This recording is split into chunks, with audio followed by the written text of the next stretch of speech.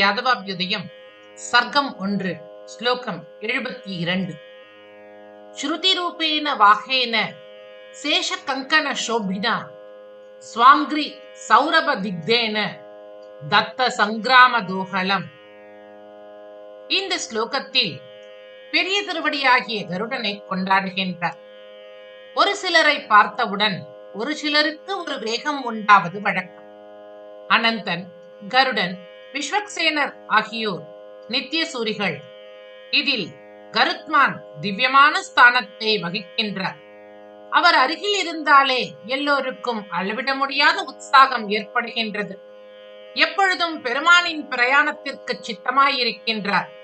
இனி அசுர பயம் இல்லை என திடமான நம்பிக்கை ஊட்டுவதாக இருக்கும். அவர் சேஷனை கையில் கங்கணமாக சுற்றி கொண்டிருப்பவர். அதுவும் அவரின் திருமேனியை மினுமினுக்கச் செய்கின்றது. அவரின் திருமேனியில் தனித்ததொரு பரிமளம் வீசுகின்றது. அது ஸ்ருதி பரிமளமோ? இந்த மனம் வேறெங்கும் கிடையாதே. எம்பெருமானின் திருவடிகளை அவர் தன் கைகளில் ஏந்துகிறார். வேதமனம் கமழும் அந்த திருவடிகளை தாங்கியதால் தான் இவரின் மேலும் அந்நறுமணம் கமழ்கின்றது போலும்.